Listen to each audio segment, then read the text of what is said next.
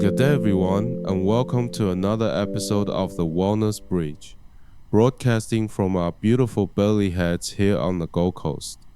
I'm your host, Gary. At GC Integrative Physiotherapy, we are on a mission to bridge the gap between the precision of Western clinical science and the profound flow of Eastern energy.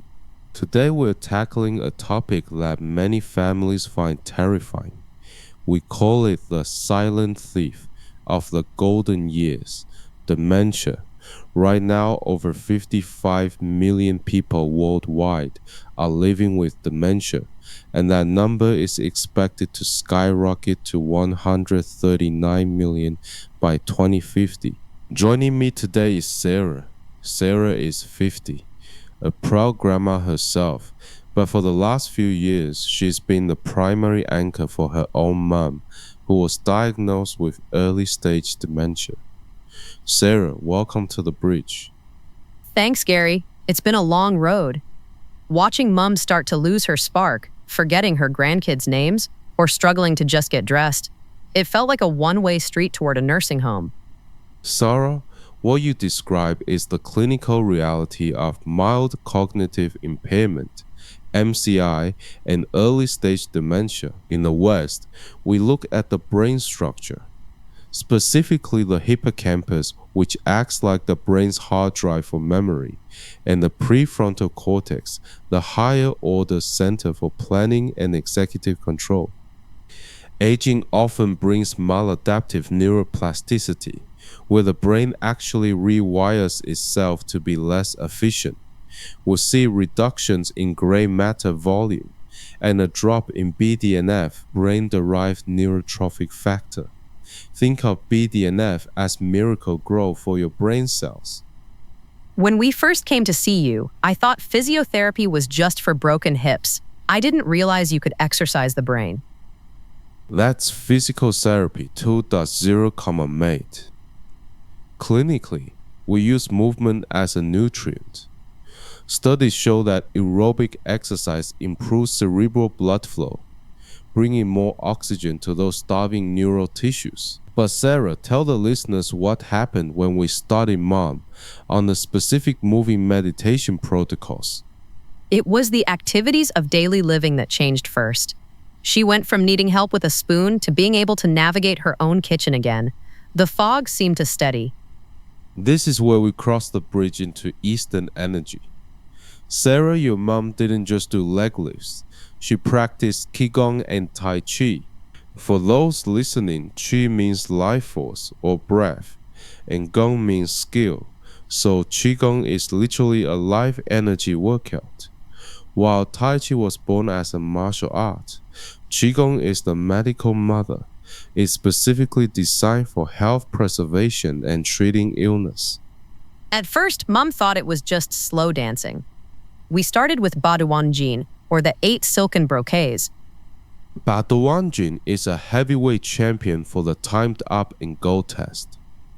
It builds the leg strength and the proprioception, the body's sense of where it is in space, that dementia often steals. We also use the Sun style of Tai Chi because it uses a higher stance that is safer for the joints of older adults.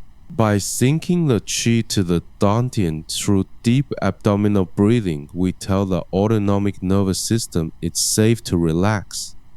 This turns down neuroinflammation, which is a major driver of Alzheimer's progression. Sarah, let's talk about why your mom feels sharper. The latest neuroimaging research from 2026 confirms that Tai Chi isn't just feeling good, it is vascular rejuvenation for the brain. MRI studies show that regular practitioners actually have increased gray matter volume in the hippocampus and prefrontal cortex. We've even seen increases in the Na/Ca ratio, which is a high-tech marker for healthy dense neurons. You also had her doing brain puzzles while she was moving? Why was that? That is the dominant strategy revealed in a breakthrough Annals of Internal Medicine study. It's called cognitively enhanced Tai Chi. When we challenge the brain to dual task, like reciting the grandkids' birthdays while performing a sequence. It forces the brain to build more robust neural pathways. In clinical trials, this approach was far superior to just stretching. One study found that only 4.3% of the Tai Chi group progressed to more advanced dementia over a year, compared to 16.6% of those who didn't practice. For other daughters out there, my advice is don't wait for the diagnosis to get worse. Start now, even if it's just 20 minutes of sitting Qigong in the living room. Spot on, Sarah. These practices are low-tech and accessible to everyone, even if you're in a wheelchair.